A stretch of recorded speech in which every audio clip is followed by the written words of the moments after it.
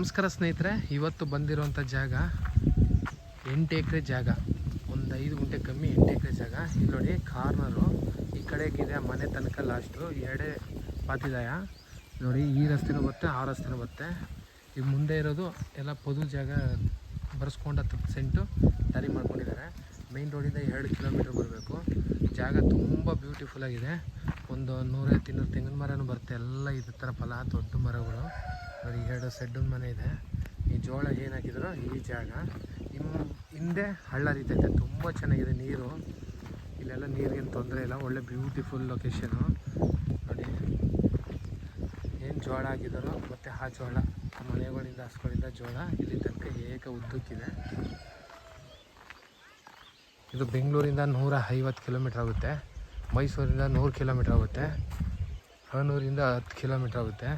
ಜಾಗ ಮಾತ್ರ ಇದೇ ಥರ ಮಣ್ಣು ತುಂಬ ಚೆನ್ನಾಗಿದೆ. ಸುತ್ತ ಮನೆಗಳೇ ನೋಡಿ, ತೋಟದ ಮನೆಗಳು, ಎಲ್ಲ ಕಡೆನೂ ಮನೆ ತೋಟದ ಮನೆಗಳು. ಜಾಗ ಮಾತ್ರ ಅಷ್ಟೇ ಬ್ಯೂಟಿಫುಲ್ ಆಗಿದೆ.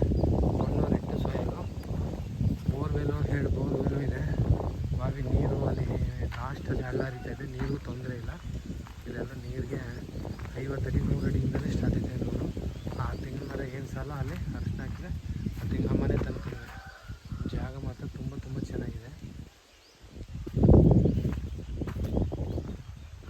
ನಾವು ಹಿಂದೆ ಏನು ತೆಂಗಿನ ಮರ ಕಾಣುತ್ತೆ ಅಲ್ಲಿ ತನಕ ಲಾಸ್ಟ್ ಆ ತೆಂಗಿನ ಮರ ತನಕ ಇದೆ. ಹಿಂಗೆ ಒಂದೇ ಬಾಕ್ಸ್ ಸ್ಕ್ವಯರ್ ಆಗಿದೆ. ಮಣ್ಣು ಮಾತ್ರ ಇದೇ ರೀತಿ ಮಣ್ಣು ಈ ಕಡೆನೂ ನೋಡಿ. ಎಲ್ಲ ಜೋಳ ಅರಿಶಿನ ತೆಂಗೆಲ್ಲ ತುಂಬ ಚೆನ್ನಾಗಿ ಫಲ ಬಂದಿದೆ. ಇಲ್ಲೆಲ್ಲ ತೋಟ ತುಂಬ ಚೆನ್ನಾಗಿ ಮಾಡಿದ್ದಾರೆ.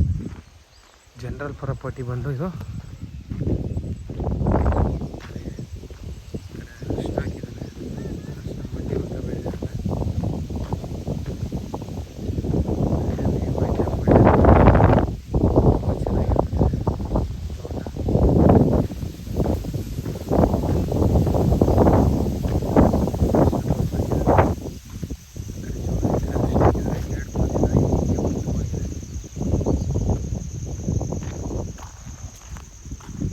ಹಿಂದೆ ಹೋಗೋರು ರಸ್ತೆ ಬಿಟ್ಟಿದ್ದಾರೆ.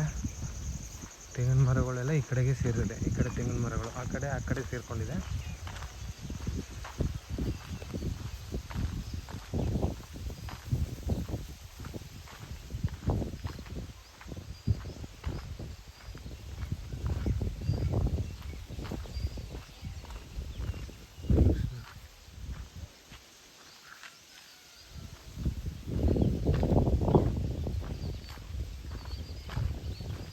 ಬಾವಿ, ಬೋರು ಎಲ್ಲ ಇದೆ.